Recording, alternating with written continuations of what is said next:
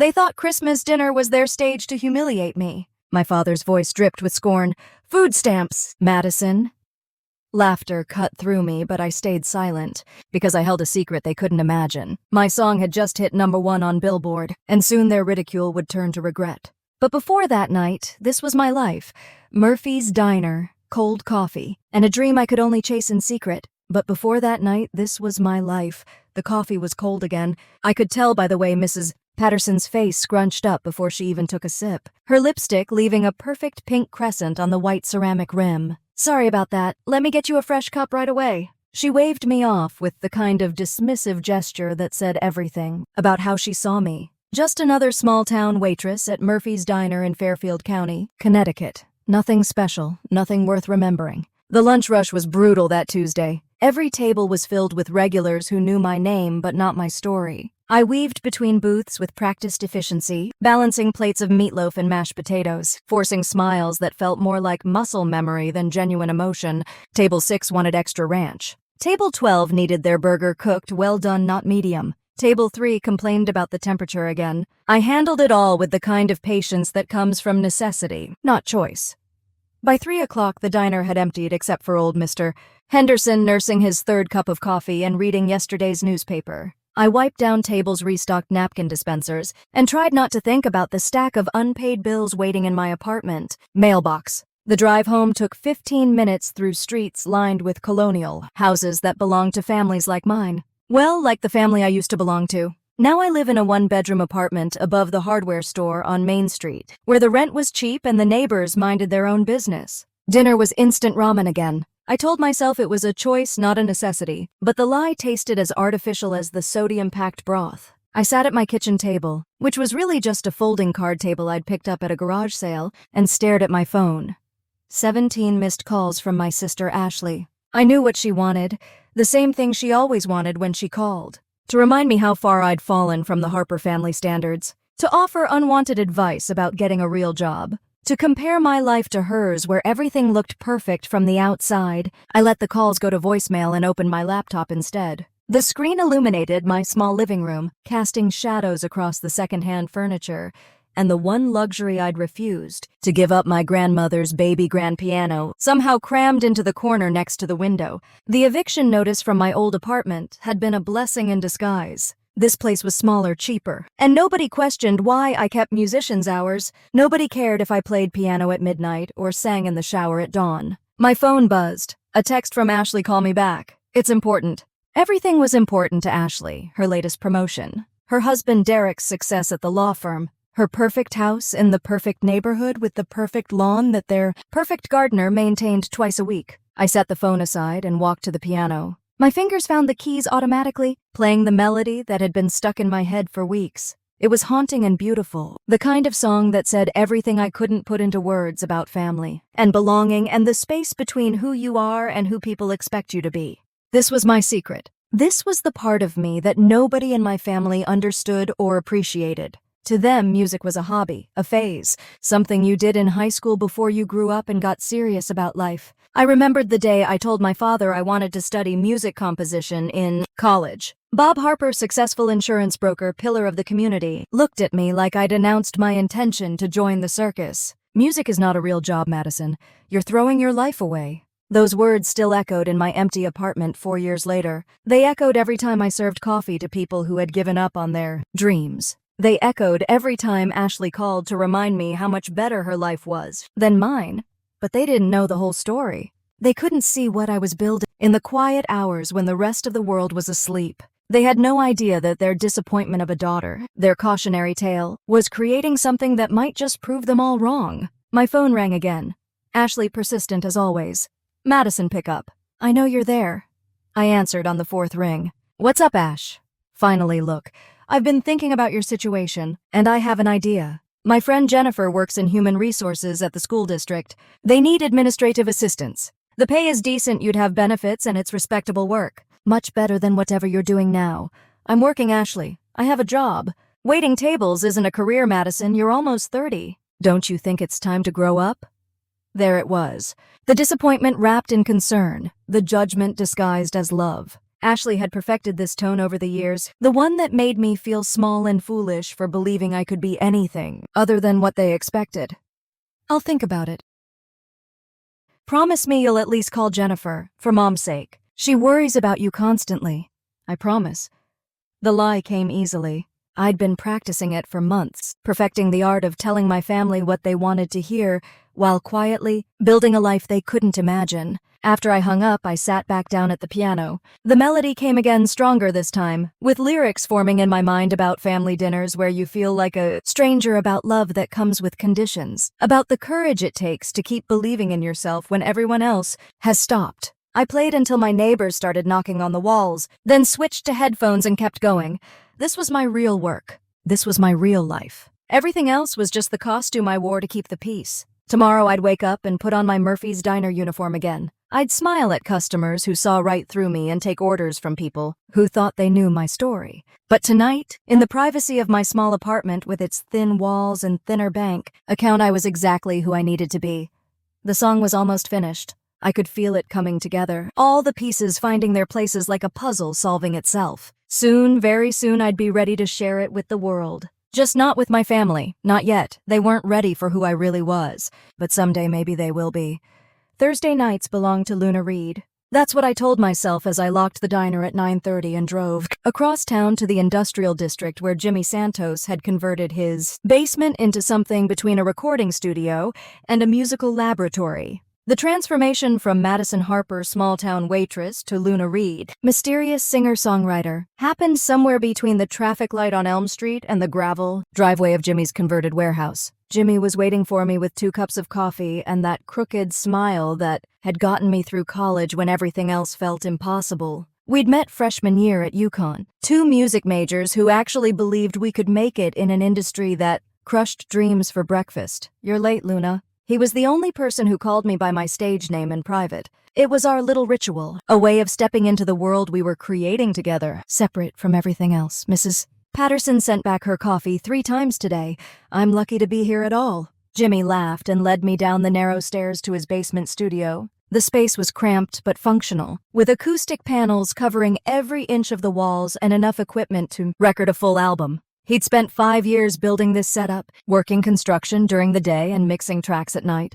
The piano waited in the corner, an old upright that Jimmy had rescued from a church renovation. It was beat up and slightly out of tune, but it had character. More importantly, it had the exact sound I needed for the songs that poured out of me during these late-night sessions. So what's the family drama this week? Jimmy knew about my double life, because he was living one too. By day, he was James Santos, sound engineer for a local radio station. By night, he was my producer, my collaborator, and the keeper of my biggest secret. Ashley thinks I need to grow up and get a real job again. And what does Luna Reed think about that? I sat down at the piano and let my fingers find the melody I'd been working on. Luna Reed thinks Ashley doesn't know what she's talking about. The music filled the small space, and I felt the familiar shift that happened every time I stepped into this other version of myself. Luna Reed was fearless. Luna Reed didn't apologize for taking up space or dreaming too big. Luna Reed was everything Madison Harper wasn't allowed to be. I'd created her out of necessity 18 months ago when I finally admitted that my family would never support my music career. The name came from a combination of my middle name Luna, which my grandmother had chosen, and Reed, like the instrument that makes beautiful sounds when air passes through it, just right. Why the secrecy? Jimmy had asked me that question 100 times, and my answer was always the same. Because they'll try to stop me. I'd seen what happened when my family got involved in something they didn't understand. They meant well, but they had a way of suffocating dreams with practical advice and well-intentioned interference. Better to build something solid first, something they couldn't tear down with their skepticism. The melody I'd been working on was haunting and personal, inspired by years of family dinners where I felt like a stranger in my own life. I called it Midnight Confessions because it captured all the things I wanted to say but never could. "This one's different," I told Jimmy as I played the chorus for the 3rd time that night. "They're all different. That's what makes you special." Jimmy had been saying things like that more often lately, comments that hovered somewhere between professional encouragement and personal affection. I pretended not to notice because our partnership was too important to complicate with romance, but the tension was becoming harder to ignore. My phone buzzed with the text from someone I didn't recognize. "Tyler Brooks, social media consultant." Jimmy had mentioned him in passing a few weeks ago, but I'd been too focused on the music to pay attention. "Is this Luna Reed? I got your number from Jimmy. I think we should talk." "Who's Tyler Brooks?" I asked, showing Jimmy the message. "He's the kid I told you about. 22, grew up with social media, knows how to make things go viral. He's been following your SoundCloud uploads and thinks you're ready for the next level." "What next level?" Jimmy pulled up Tyler's Instagram on his phone. The kid looked exactly like what I'd expected: trendy glasses, carefully messy hair, and the kind of confidence that came from growing up online. "He thinks your music could blow up on TikTok. Says he's already got ideas for how to build mystery around the Luna Reed brand without revealing your identity." The idea terrified and excited me in equal measure. I'd been posting my songs to SoundCloud for months, building a small but devoted following of people who connected with my lyrics about family dysfunction and finding your voice in a world that wanted to silence it. But TikTok was different. TikTok was massive, unpredictable, and exactly the kind of exposure that could change everything. What if my family finds out? Jimmy shrugged. What if they do? What if Ashley discovers her little sister is actually talented? What if your dad realizes he was wrong about music not being a real job? I'd thought about that scenario more times than I cared to admit. The fantasy of vindication, of proving them all wrong, was intoxicating. But so was the fear of failure, of giving them ammunition to say "I told you so" when Luna Reed inevitably crashed and burned. "There's something else," Jimmy said, his voice changing in a way that made me look up from the piano keys. "I've been getting calls from A&R guys, scouts from record labels. They're asking about Luna Reed." My heart stopped. Record labels were the big leagues. The difference between a hobby and a career, between dreaming and actually making it. "Are you serious? Dead serious?" "There's a guy named David Chen from Redbird Records who's been calling once a week for the past month. He wants to meet Luna Reed." I played the chorus of Midnight Confessions again, slower this time, letting the weight of Jimmy's words sink in. 18 months of secret recording sessions, of living a double life, of pretending to be a failure while building shadows. Maybe it was all about to pay off. But first, I needed to decide if I was brave enough to let Luna Reed step into the light. The basement felt smaller suddenly, filled with possibility and terror in equal measure. Tyler Brooks' record label, social media stardom. It was everything I'd dreamed of and everything that scared me most. "Set up the meeting with Tyler," I told Jimmy. "Let's see what he has to say." Jimmy's smile lit up the cramped studio space. "This is it, Maddie. This is your moment." I hoped he was right. I hoped I was ready for whatever came next. But mostly, I hoped my family would still love me when they discovered that their disappointment of a daughter had been living an entirely different life right under their noses. The piano keys felt warm under my fingers as I played Midnight Confessions. One more time this time, imagining thousands of people hearing it, connecting with it, finding pieces of themselves in the melody I'd born out of loneliness and determination. Luna Reed was ready for her close-up. The question was whether Madison Harper was strong enough to handle what happened next. November brought the kind of cold that seeped through the walls of my apartment and settled into my bones. It also brought increased pressure from my family as Christmas approached, and their concern about my life choices reached a fever pitch. I was restocking sugar packets at Murphy's when I overheard my father's voice from the sidewalk outside. He was talking to Mr. Peterson, our next-door neighbor growing up, and their conversation drifted through the diner's front window with painful clarity. "My daughter thinks she's going to be a rock star at 30. Bob Harper's voice carried that particular mixture of embarrassment and frustration that I'd grown up hearing whenever he discussed my choices with other people. "Some kids just take longer to figure it out, Mr. Peterson replied diplomatically. "Figure it out. She's almost 30 years old, living in a studio apartment, working for tips. I'm starting to worry she'll end up needing government assistance if she doesn't get serious about her future soon." I dropped the sugar packet I was holding and watched it split open across the linoleum floor. My hands shook as I cleaned up the mess, trying to ignore the way my chest tightened with each word. Government assistance, food stamps. In my father's mind, that's where my life was heading. The lunch shift dragged on forever. Every customer seemed to blur together into a parade of people who saw me, exactly the way my father did a cautionary tale about what happened when you refuse to grow up and accept reality. My phone rang just as I was hanging up my apron. Mom's contact photo filled the screen, and I already knew what this conversation would contain. "Madison, honey, we need to talk about Christmas dinner." "Hi, Mom. I'm fine, thanks for asking." "Don't be sarcastic. You know I worry about you." Ashley told me about her friend's job opportunity at the school district. Administrative assistant positions have excellent benefits, and the work environment would be so much better than that diner. I walked to my car while she continued listing all the reasons why a stable job with health insurance and a retirement plan was exactly what I needed. Linda Harper meant well, but she had a way of making love feel conditional on good decision-making. "I'll think about it," I said, using the same words I'd been saying for years. "That's what you always say. Your father and I just want what's best for you. We want to see you settled and secure before we get too old to help if you need it." The guilt was expertly applied the way only mothers could manage. I promised to consider the job and ended the call feeling smaller than I had. That morning, at home, I found a voicemail from Ashley that I'd missed during my shift. Her voice was strained in a way that was unusual for my perpetually composed older sister.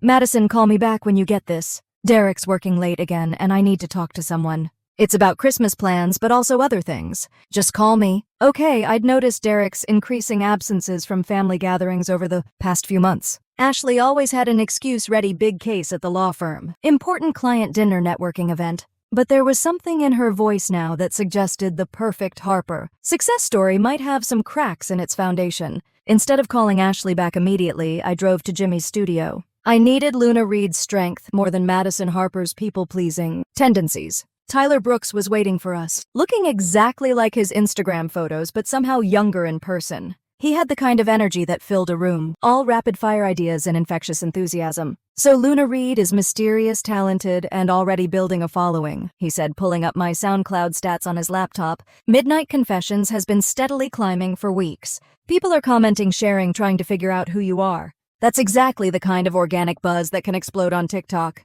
"What does explode mean?" I asked. "Viral. Millions of views. Mainstream radio play? Record label attention?" Jimmy leaned forward. "We've already got record label interest. David Chen from Redbird has been calling." Tyler's eyes lit up. "Redbird.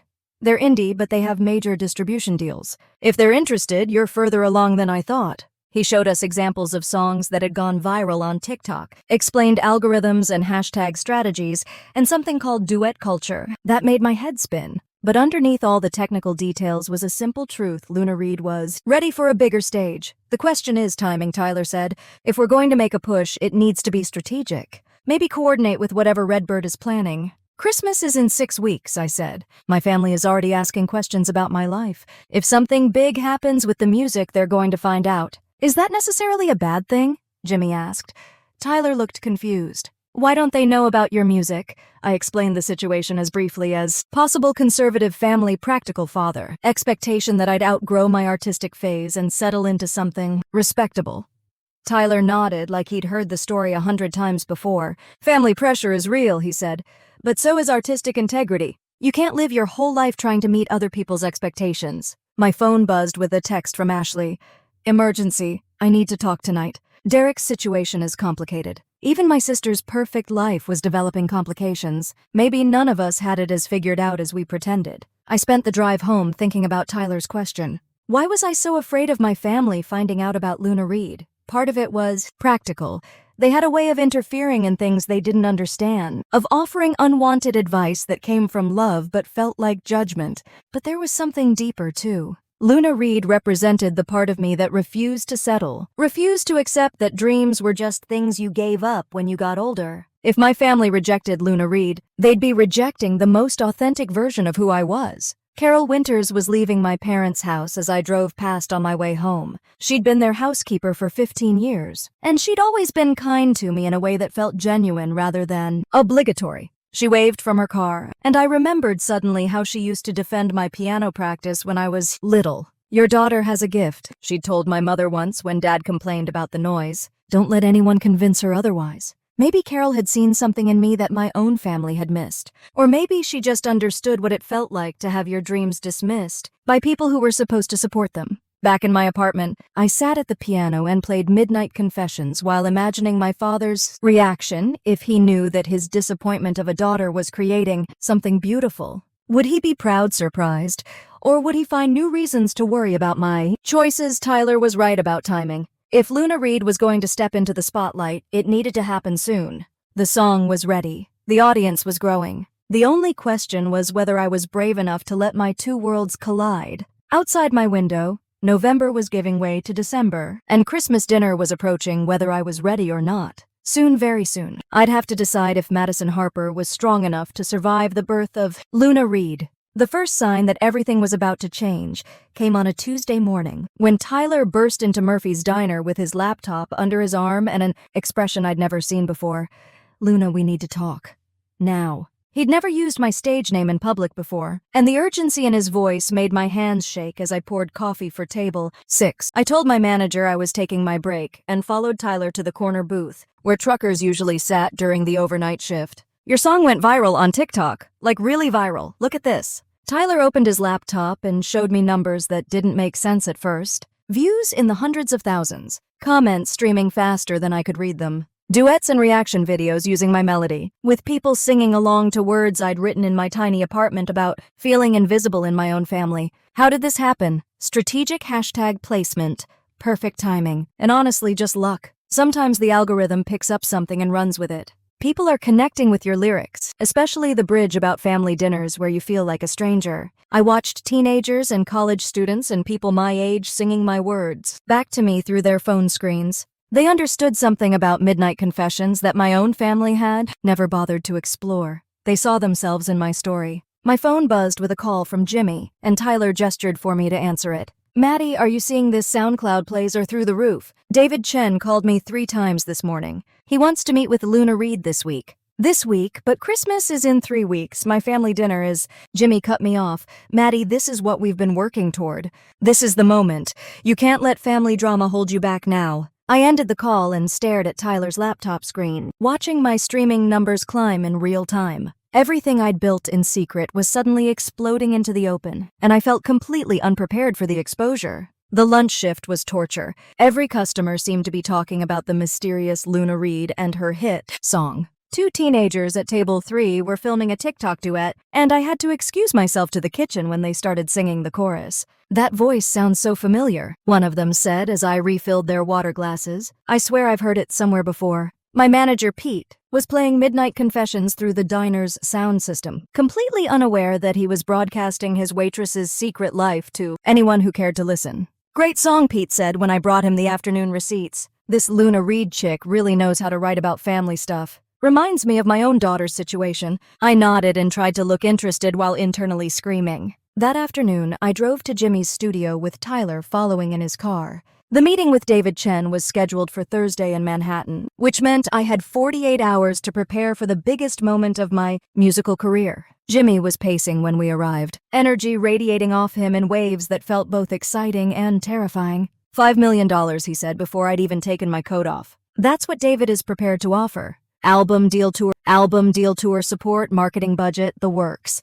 But there's a catch. There's always a catch. They want to announce Luna Reed's identity as part of the marketing campaign. The mystery angle worked for building buzz, but if they're going to invest this kind of money, they need a face to put on billboards and magazine covers.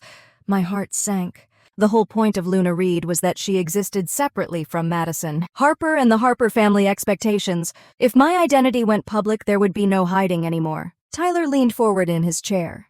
"There's another issue.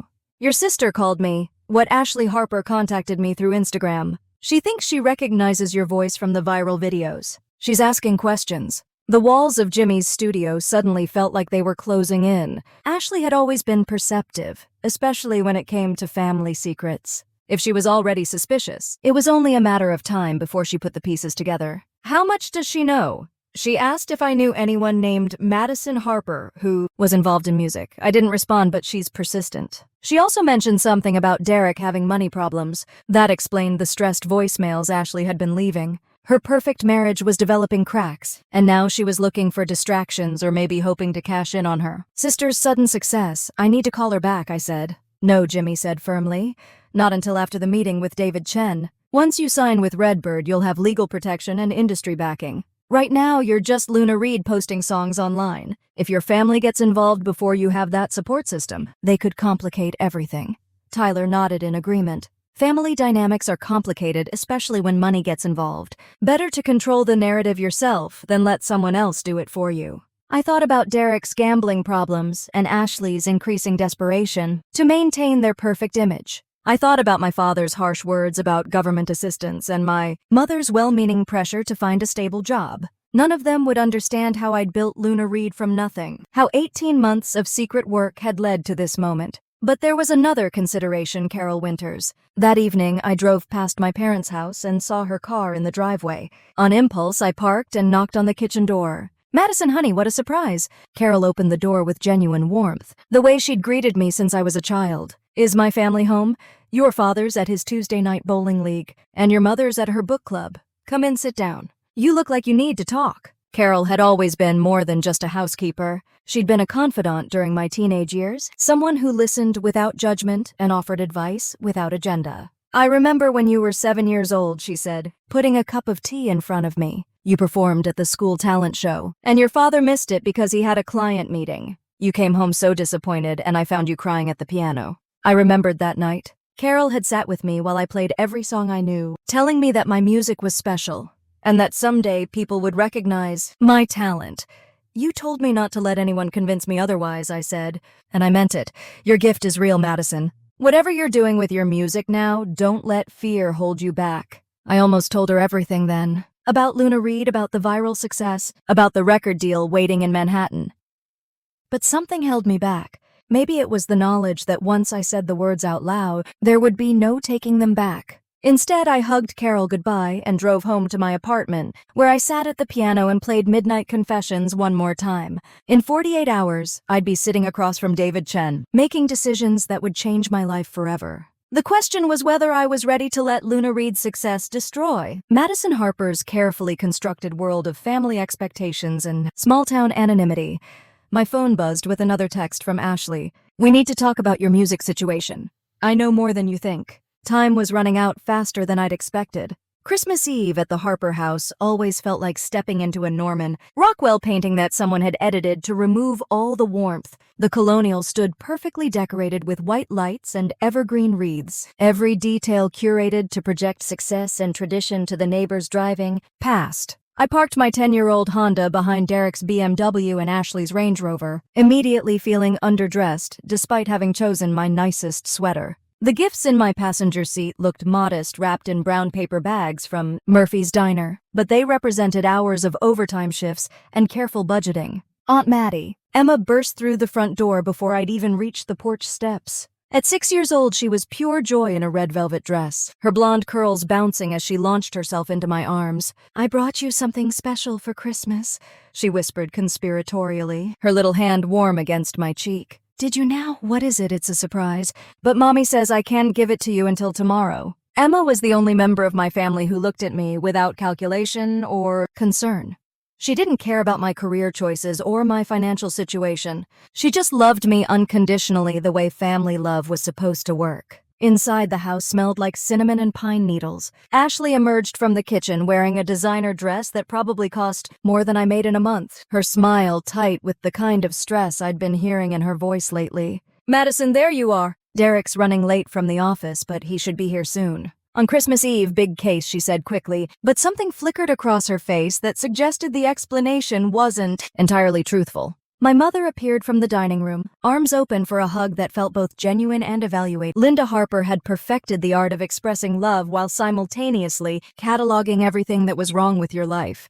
"You look thin, honey. Are you eating enough? I worry about your nutrition when you're working such long hours at that diner." "I'm fine, Mom. The job keeps me busy, but I'm managing." Ashley poured herself a large glass of wine, which was unusual for her. Normally, she nursed a single glass throughout the entire evening, maintaining perfect control over every aspect of her presentation. "How's Derek's case going?" I asked, genuinely curious about what could keep a lawyer at the office until 8 o'clock on Christmas Eve. "Oh, you know how it is. Important clients, year-end deadlines. The law firm is very demanding." But there was something hollow in her voice, and she avoided my eyes when she answered. Ashley had always been a terrible liar, which made her current performance particularly unconvincing. Emma tugged on my sweater, pulling me toward the living room where she'd set up an elaborate scene with her new dollhouse. As we played, I could hear my parents in the kitchen discussing my situation in voices that weren't quite quiet enough. "She's almost 30, Bob. We can't keep pretending this music thing is just a phase. What do you want me to do?" "Linda, I've offered to help her apply for positions at the insurance company. She won't even consider it. Maybe if you approached it differently." You know how sensitive she is about her music? Sensitive she's delusional. No one makes a living playing piano in coffee shops. I'm starting to think we need to have a serious conversation about her future before she ends up needing government assistance. The words hit me like a physical blow, even though I'd heard variations of this conversation my entire adult life. Government assistance, food stamps. In my father's mind, that's where I was headed because I'd refused to give up on my dreams. Emma looked up from her dollhouse with concern. Are you okay, Aunt Maddie? You look sad. I'm fine, sweetheart. Just thinking about something. My phone buzzed with a notification, and I glanced down to see Tyler's latest update. Midnight Confessions had just hit number 2 on the Billboard Hot 100, climbing from number 15 in just 1 week. The song I'd written about feeling invisible in my own family was resonating with millions of people while my actual family remained completely unaware of its existence. Emma suddenly started humming a melody that made my heart stop.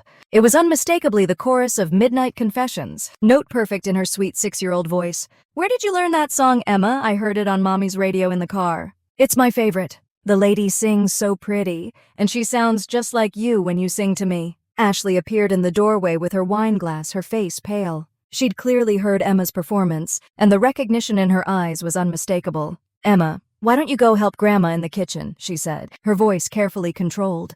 But I want to sing for Aunt Maddie. Go help Grandma, Ashley repeated more firmly this time. Emma skipped away, leaving Ashley and me alone in the living room with the weight of unspoken knowledge hanging between us. We need to talk, Ashley said quietly. Not here. Not now. After dinner, everyone else goes to bed. My father chose that moment to make his entrance, still wearing his coat and carrying his briefcase like he'd just returned from the most important meeting of his career. Bob Harper commanded attention simply by existing, and conversation stopped when he walked into a room. Madison, you're here.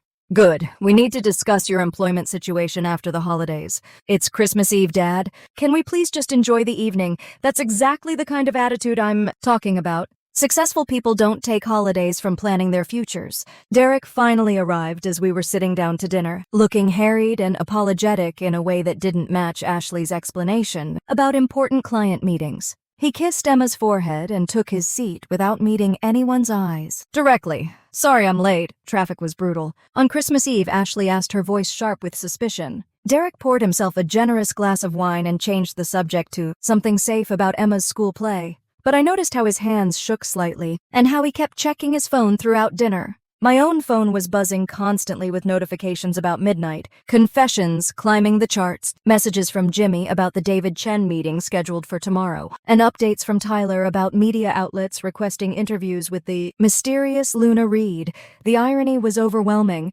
Here I sat at my family's Christmas Eve table, listening to my father lecture about the importance of stable employment while my secret song was potentially heading toward number 1 on the Billboard Hot 100. In less than 24 hours, I'd be in Manhattan negotiating a $5 million record deal while they worried about me needing food stamps. Emma rescued me from the conversation by asking if I'd play Christmas carols on the piano after dinner. As we gathered around the baby grand in the living room, she climbed onto my lap and whispered in my ear, "Will you sing that pretty song? The one from Mommy's radio." "Which song, sweetheart?" she said, and hummed the opening notes of Midnight Confessions again. Ashley's wine glass froze halfway to her lips. My mother looked confused by Emma's request. My father was checking his work emails, oblivious to the moment of truth happening right in front of him. I played Silent Night instead, Emma's clear voice blending with mine in perfect harmony. But I could feel Ashley's eyes on me throughout the entire song, putting pieces together that I wasn't ready for her to solve. Christmas morning was less than 6 hours away, and everything I'd built as Luna Reed was about to collide with everything I'd hidden as Madison Harper. The question was whether I'd survive the impact. Christmas morning arrived with the kind of crisp December sunlight that made everything look deceptively perfect. I'd barely slept, checking my phone every hour as Midnight Confessions climbed from number 2 to the edge of something extraordinary. Tyler's text at 6 a.m. was 3 simple words: "It's happening today." I stared at the message while lying in my childhood bed, surrounded by horse-themed wallpaper that my parents had never bothered to update.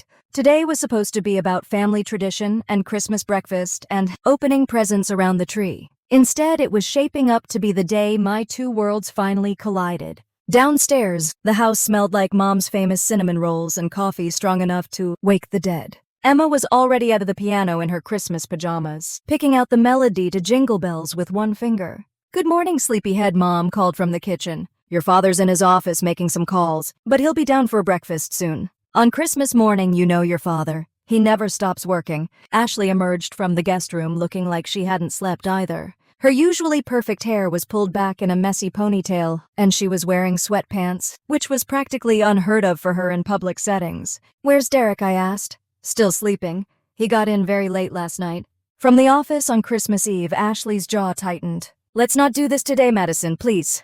Derek appeared in the doorway looking rough around the edges, like someone who'd spent the night somewhere other than his own bed. He mumbled something about coffee and disappeared into the kitchen without making eye contact with anyone. Emma remained blissfully unaware of the adult tension, focused entirely on her new tablet that Santa had somehow managed to afford, despite the North Pole's budget constraints. She was scrolling through videos with the kind of digital fluency that only 6-year-olds possessed. "Look, Aunt Maddie, it's that pretty lady who sings like you, my blood turned to ice water." Emma had found a TikTok compilation of Midnight Confessions covers, and My Melody was filling the living room through her tablet's tiny speakers. "That's not appropriate for Christmas morning," Ashley said quickly, reaching for the tablet. "But I like this song," Emma protested. "She sounds just like Aunt Maddie when she sings to me at bedtime." "Emma, give Mommy the tablet right now." The sharpness in Ashley's voice made Emma's eyes fill with tears. She handed over the device reluctantly, clearly confused about why her favorite song had suddenly become forbidden. My father chose that moment to make his entrance, looking like a man who'd already conquered half his day's objectives before. 9 a.m. Bob Harper brought a particular energy to family gatherings, the kind that made everyone sit up straighter and speak more carefully. "Good morning, family. Merry Christmas." He settled into his chair at the head of the breakfast table with the satisfaction of someone surveying his domain. Derek mumbled a response into his coffee cup. Ashley forced a bright smile that didn't reach her eyes. "Madison, I hope you've been thinking about our conversation regarding your employment situation." "It's Christmas morning, Dad. Every morning is an opportunity to make better decisions about your future." "I spoke with Tom Henderson at the insurance office yesterday. He has an opening for an administrative position that would be perfect for someone with your background." "I don't have a background in insurance." "You have a background in customer service, which translates perfectly. The pay is decent, the benefits are excellent, and most importantly, it's stable employment." My phone buzzed against my leg. Tyler's message appeared when I glanced down. "Number 1 confirmed. Official announcement in 10 minutes.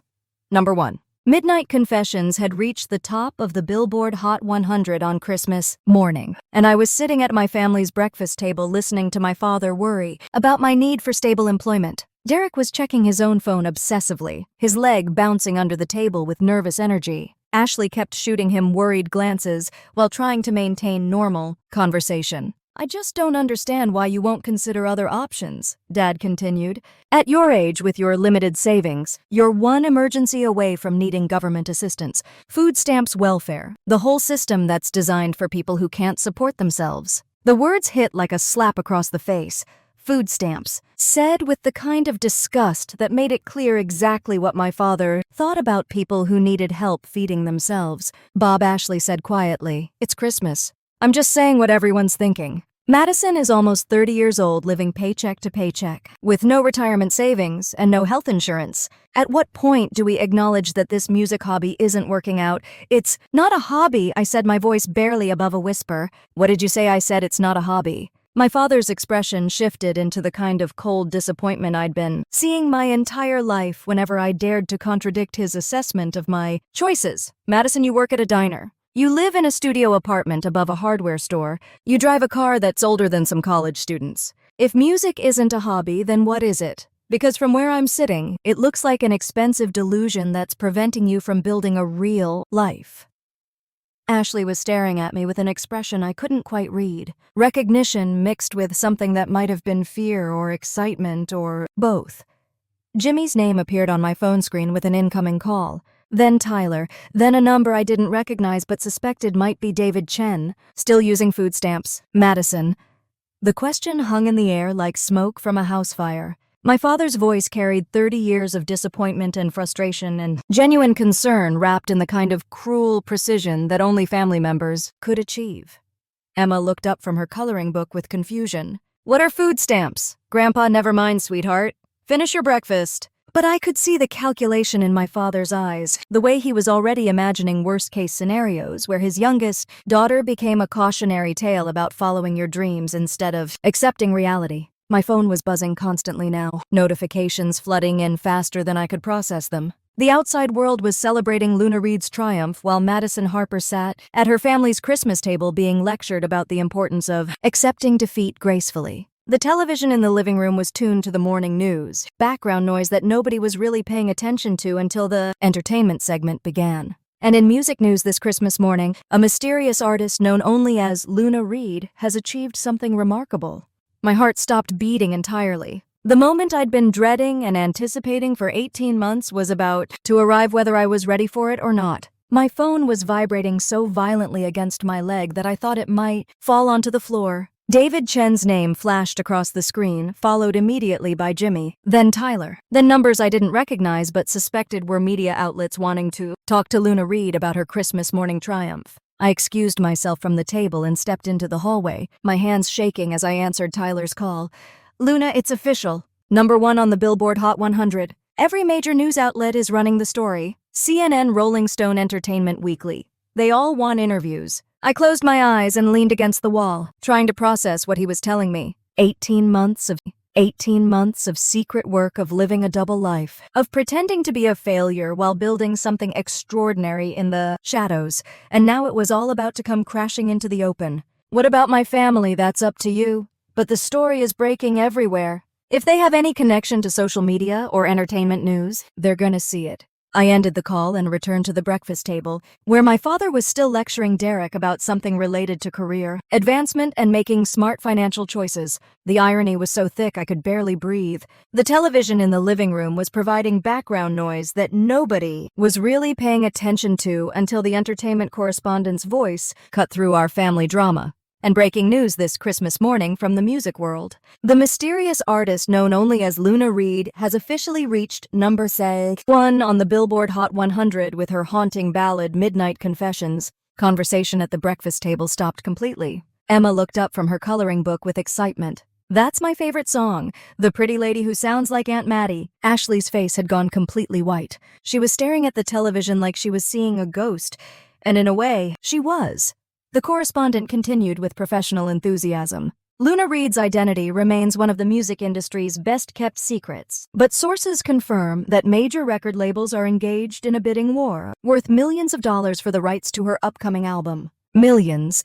Derek suddenly looked interested, his gambling debts probably making dollar signs flash in his head. My father scoffed with the kind of dismissive sound he made whenever the topic of music success came up in the news. Lucky amateurs making money from songs they probably wrote in their basement. It's not a sustainable career model. The television switched to playing the music video for Midnight Confessions, and my voice filled the Harper family living room with crystal clarity. The lyrics I'd written about feeling invisible in my own family, about Christmas dinners where love came with conditions, about the space between who you are and who people expect you to be. Emma started humming along immediately, her 6-year-old voice blending perfectly with the recorded version of mine. She knew every word, every note, every pause and breath. That voice, my mother said slowly, her coffee cup frozen halfway to her lips. That voice sounds so familiar. Ashley's hands were trembling as she reached for her phone, probably calling up every TikTok video and social media post she'd been investigating. Her detective work was about to pay off in ways she'd never expected.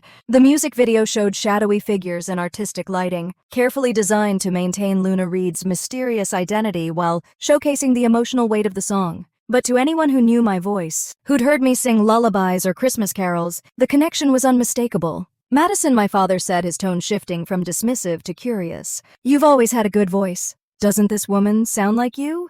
I felt like I was standing on the edge of a cliff and someone had just asked me if I was afraid of heights. Every cell in my body was screaming contradictory messages: run away, tell the truth, protect the secret, embrace the moment. The reporter on television was interviewing a music industry expert about the phenomenon of mysterious artists in the digital age, but their conversation felt like it was happening in another universe. All I could focus on was my family's growing recognition of something they weren't quite ready to believe. Derek's phone started ringing with a call from someone labeled Casino Credit, which he declined quickly while shooting nervous glances at Ashley. Even his mounting crisis seemed secondary to what was happening with the television. Jimmy's name appeared on my phone screen again, followed by David Chen, followed by a number with a 212 area code that could only be calling about business worth more money than my father made in several years. I need to take this call, I said, standing up from the breakfast table with as much composure as I could manage. On Christmas morning, my father asked, echoing the same incredulous tone I'd been using with him for years about his work habits. It's important.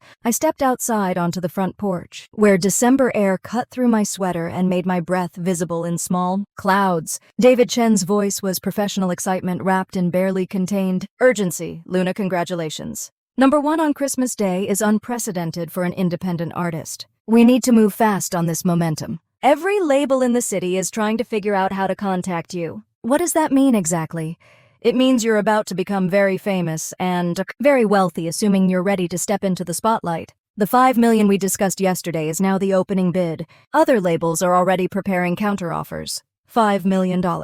I was standing on my parents' front porch in Connecticut, listening to my father worry about me needing food stamps, while a record executive in Manhattan was explaining how my secret life was about to make me rich beyond anything my family could imagine.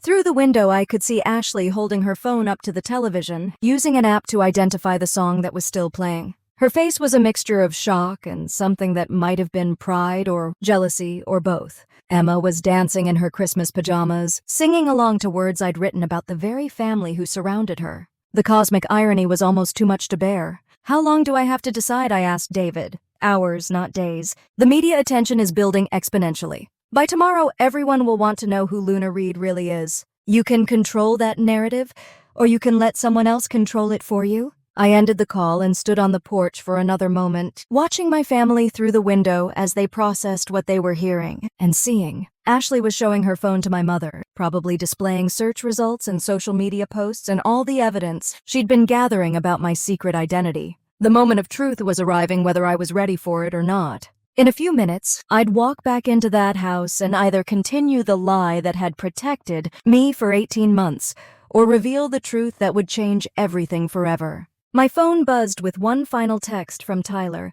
The world is about to know who Luna.It really is. Make sure you're the one who tells them. I took a deep breath of cold Connecticut air and reached for the door handle. I walked back into the house to find my family frozen in a tableau of dawning comprehension. Ashley was holding her phone next to the television speaker, running a voice recognition app that was confirming what her ears had already told her. My mother sat with her coffee cup suspended in midair, staring at the screen like she was trying to solve a puzzle that didn't quite make sense. Emma was the only one moving, dancing unself-consciously to my voice while singing along to every word of the song I'd written about the people surrounding her. I know that lady, she announced to the room. She sounds exactly like Aunt Maddie when she sings me to sleep. The statement hung in the air like a revelation, waiting for adults to catch up to a 6-year-old's perfect clarity. Ashley looked up from her phone with an expression I'd never seen before. It was part accusation, part awe, and part something that might have been respect. Madison, she said carefully, her voice barely above a whisper. We need to talk right now.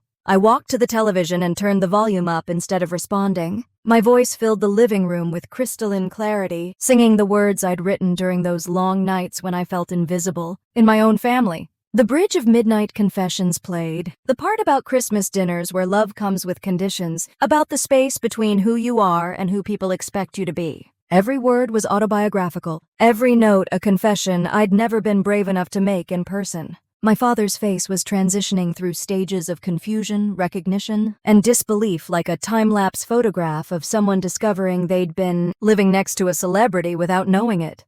That's you, he said finally. That voice. That's actually you. Yes, Dad, that's me. The room erupted into chaos. Ashley demanded to know how long I'd been hiding this. My mother started crying and asking why I hadn't told her. Derek suddenly looked at me like I was a lottery ticket in his wallet. But it was my father's reaction that surprised me most. Instead of anger or disappointment, his face showed something closer to shock mixed with rapid mental calculation. How is this possible? You work at a diner. You live in that tiny apartment. You've been struggling financially for years. I've been building something, Dad. For 18 months, while you worried about me needing government assistance, I was creating this. David Chen's number appeared on my phone screen again, and this time I answered it in front of everyone. Luna, I've been trying to reach you. The media response is unprecedented.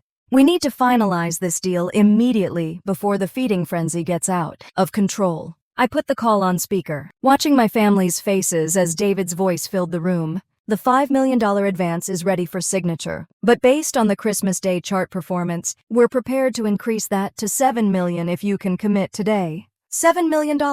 The silence in the Harper family living room was so complete that I could hear Emma's tablet playing TikTok videos in the background and Derek's sharp intake of breath. Ashley's wine glass slipped from her hand and shattered against the hardwood floor, but nobody moved to clean it up. Everyone was staring at me like I'd just announced that I was secretly an astronaut or a foreign spy. $7 million, my mother whispered. Plus touring revenue, merchandise, and royalties from the album we'll record in the spring. Mother.It is about to become a household name, assuming she's ready to step out of the shadows. I ended the call and looked at my family's stunned faces. 18 months of careful deception had just evaporated in the span of 5 minutes, replaced by a truth that none of them had seen coming. "You're Mother.It," Ashley said, like she was testing the words to see if they made sense when spoken aloud. "My little sister, who I thought was a failure, is actually a millionaire. Recording artist. Multi-millionaire," Derek corrected automatically, his gambling-addicted brain probably already calculating percentages and opportunities. "Why didn't you tell us?" Mom asked, tears streaming down her face. "Why did you let us worry about you? Why did you let us think you were struggling? Because you wouldn't have understood. Because every time I mentioned music, Dad called it a hobby. Because you wanted me to get a real job and settle down and be practical." My father was unnaturally quiet, processing information in a way that suggested his entire worldview was undergoing rapid reconstruction. The front door, and Carol Winters walked in carrying a tray of her famous Christmas cookies, like she'd done every year for the past 15 years. "Merry Christmas, everyone. I hope you don't mind me letting myself in," but I could hear the commotion from the driveway. She set down the cookies and looked at the television, where my music video was still playing, then at my family's shell-shocked expressions, then at me with a knowing smile that suggested she'd been waiting for this moment longer than anyone realized. "Madison Harper," she said with satisfaction. "I always knew that voice was going to change the world someday." "You knew?" my mother asked incredulously. "I've been listening to that girl sing since she was 7 years old." "You think I wouldn't recognize her voice just because she's using a different name?" Carol had kept my secret without even knowing she was keeping it. The same way she'd protected me throughout my childhood when family dynamics got too harsh. Jimmy's car pulled into the driveway with Tyler right behind him, both of them probably drawn by the same media frenzy that was making David Chen's phone ring continuously. Within minutes, my parents' living room was filled with people who understood exactly what Mother.It's success meant, while my family struggled to process the fact that their disappointment of a daughter had just become more successful than any of them had ever imagined. Emma climbed onto my lap, oblivious to the adult drama surrounding her. "Aunt Maddie, does this mean you're famous now?" "Yes, sweetheart. I think it does. Can I tell my friends at school that my aunt is the pretty lady on TV?" I looked around the room at faces that were still adjusting to this new reality. My father, who'd spent Christmas morning lecturing me about food stamps, was staring at his youngest daughter like he was seeing her for the first time. Ashley was Googling Mother.It's streaming numbers on her phone, her competitive nature already calculating how this changed our family dynamic. My mother was crying happy tears mixed with confusion about why I'd hidden something so wonderful from her. "Yes, Emma," I said finally. "You can tell your friends whatever you want. No more secrets." The Harper family Christmas was about to become a day none of us would ever forget, but for completely different reasons than anyone had expected when they woke up that morning. The next hour felt like watching my family's entire understanding of reality reorganize itself in real time. My father, who had spent 30 years dismissing my musical aspirations, was suddenly asking detailed questions about streaming revenues and touring contracts like he was preparing to become my business manager. "I need to understand the financial structure of this industry," he said, pulling out a legal pad and taking notes like he was in a client meeting. $7 million is substantial, but what are the long-term projections?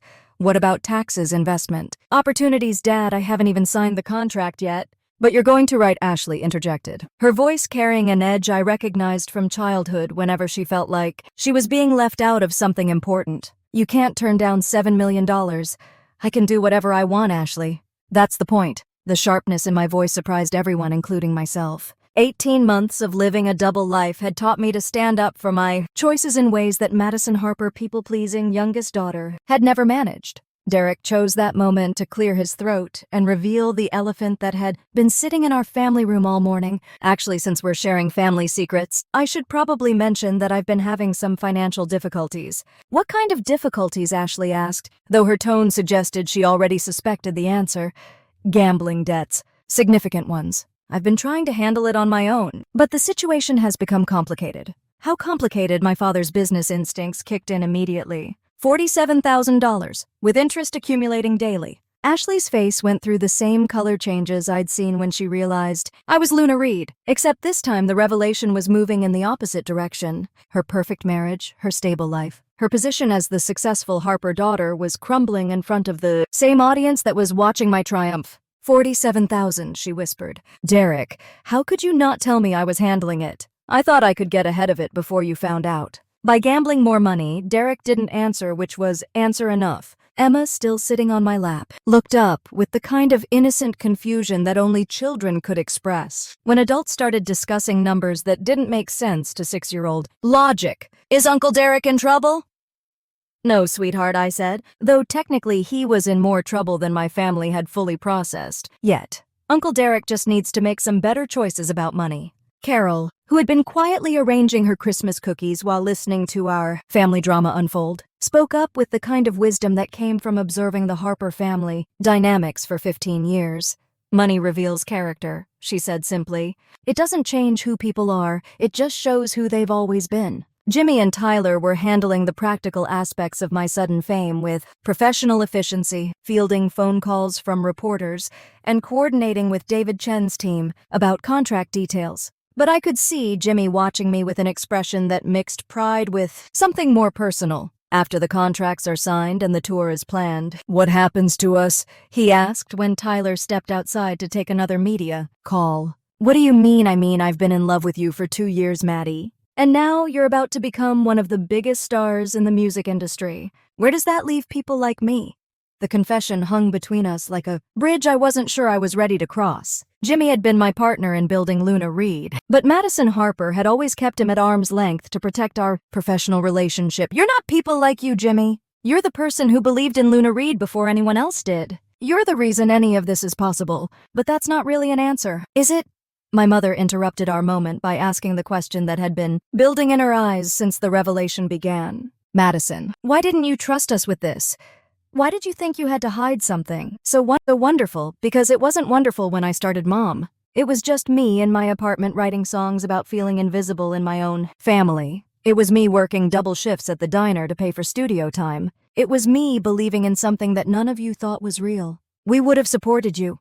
No, you wouldn't have. Dad would have given me lectures about backup plans and practical careers. Ashley would have offered unwanted advice about marketing myself better. You would have worried constantly and made suggestions about safer ways to pursue music as a hobby while building a real career. The accuracy of my prediction was written across their faces. They all recognized the truth in what I was saying, even if it made them uncomfortable. My father set down his legal pad and looked at me with an expression I'd rarely seen from him, genuine remorse, mixed with something that might have been respected.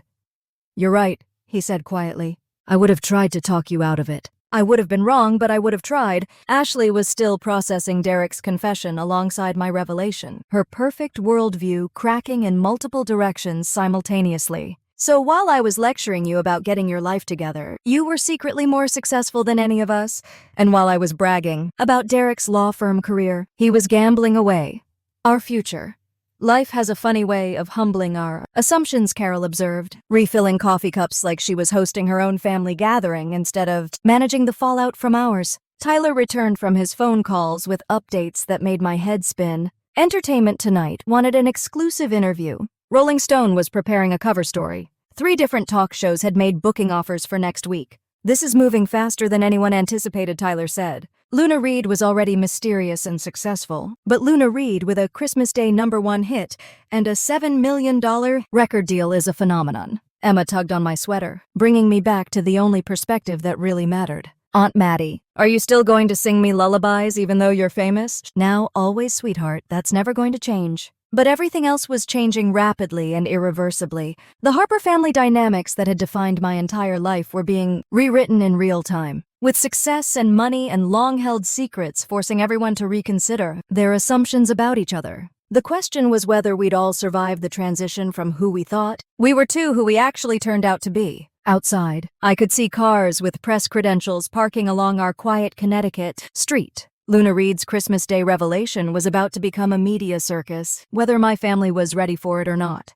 1 year later, I was sitting in my new house in Fairfield County, looking out at the garden where Carol was teaching Emma how to plant tulip bulbs for spring. The property was everything I'd dreamed of during those nights in my studio. Apartment space for a real recording studio, guest rooms for visiting musicians, and a kitchen large enough for family dinners that didn't feel like performance evaluations. The Grammy nomination had arrived 3 weeks ago, delivered by FedEx to a woman who still sometimes couldn't believe that Luna, Reed and Madison Harper were the same person, Best New Artist. The category that launched careers and changed lives permanently. Tonight was our monthly family dinner, a tradition we'd established after the chaos of that Christmas Day revelation settled into something resembling normal life. But normal for the Harper family looked very different now. My father arrived first, carrying a bottle of wine and wearing the kind of casual shirt that suggested he was finally learning to separate business meetings from family gatherings. The man who had once lectured me about food stamps was now asking respectful questions about my Grammy chances and listening to my answers like they mattered.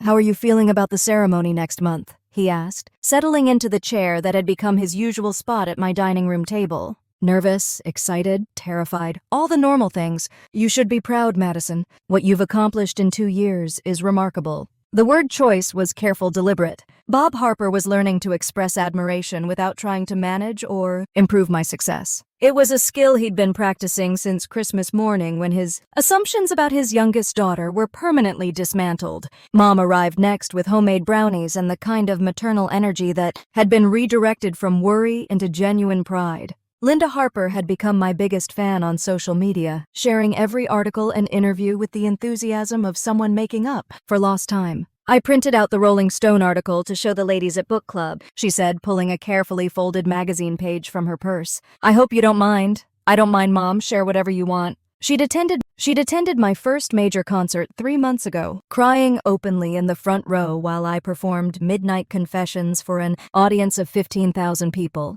The photo she posted afterward, captioned "My daughter the recording artist," had more likes than anything she'd ever shared online. Ashley's arrival was announced by Emma running through the front door wearing her newest Luna Reed t-shirt, this one from the tour merchandise line that Tyler had designed. "Aunt Maddie, I learned your new song. Want to hear it?" Emma had become my unofficial family ambassador, representing the next generation's uncomplicated acceptance of artistic success. She didn't care about record deals or Grammy nominations. She just loved that her aunt was the pretty lady on the radio who sang songs. That made people happy. Ashley followed her daughter into the house, looking healthier than she had in years. The revelation of Derek's gambling addiction had initially devastated her, but facing the crisis honestly had somehow strengthened both her marriage and her relationship with me. She'd stopped offering unwanted advice and started asking for guidance, which had transformed our sister dynamic completely. "Derek's in his gambling support group meeting tonight," she said, settling onto the couch with practiced ease. 6 months clean, and he's actually excited about rebuilding our financial situation the slow way. "How are you handling it?" "Some days are harder than others, but at least we're being honest now." Turns out perfect marriages are exhausting to maintain when they're built on lies. Derek had humbled himself in ways that probably saved their relationship. He'd asked me for business advice while working through his addiction, approaching both conversations with the kind of genuine respect he'd never shown during his condescending years. Jimmy arrived with Tyler and the latest tour planning documents, both of them integral parts of my expanding professional family. Jimmy's romantic confession had evolved into something deeper and more sustainable, a partnership built on mutual respect and shared creative vision. We were taking things slowly, letting our relationship develop naturally alongside my career growth. The dinner conversation flowed with the kind of ease that had been impossible during my childhood. Dad asked about my upcoming album recording sessions without trying to offer business advice. Mom shared book club gossip without worrying about whether I was eating enough. Ashley talked about her marriage struggles without competing for attention or sympathy. Carol served her famous pot roast with the satisfaction of someone whose loyalty had been rewarded beyond her expectations. I'd hired her as house manager not out of obligation but because she'd seen potential in me when my own family couldn't. She'd earned her place in my success story. After dinner, Emma insisted on performing my newest song for the gathered adults. She'd learned every word from listening to the demo recordings I played during our regular sleepovers. Watching her sing about courage and authenticity and following your dreams, I realized that the next generation was growing up with different messages about artistic ambition. "You're changing how she thinks about what's possible," Ashley observed as we cleaned up dishes together. She doesn't see music as impractical. She sees it as something that strong women do. That means everything to me. Jimmy found me later on the back porch, looking out at the garden where Carol and Emma had planted their spring bulbs. The recording studio lights were on in the converted barn, where Tyler was editing social media content for next week's promotional campaign. "Do you ever miss it?" he asked. "The simplicity of being unknown sometimes. But I don't miss feeling invisible in my own family. I don't miss pretending to be smaller than I was to make other people comfortable. And the Grammy nomination still feels surreal, like something happening to someone else. But it's not happening to someone else. It's happening to Madison Harper from Fairfield County, Connecticut, who worked double shifts at a diner while secretly building one of the most successful music careers of her generation." I leaned against his shoulder, watching the lights in my studio where tomorrow I'd continue working on songs that might change other people's lives the way music had changed mine. The Harper family dynamic would never be what it was before Christmas morning, 2 years ago, but it had evolved into something better. Respect mixed with love, boundaries mixed with support, honesty mixed with acceptance. They still didn't fully understand my world, but they respected it now. And sometimes respect is enough to rebuild love. Inside the house I could hear Emma playing piano, picking out the melody to Midnight Confessions with the kind of fearless creativity that suggested she'd never doubt her own artistic instincts. The next generation was learning different lessons about dreams and family and the courage it takes to become who you're meant to be. The Grammy ceremony was 3 weeks away, but the real victory had already happened, proving to myself and my family that sometimes the daughter they think is failing is actually the one who's building something extraordinary. What family dynamics have you experienced? Share your stories of proving doubters wrong in the comments below.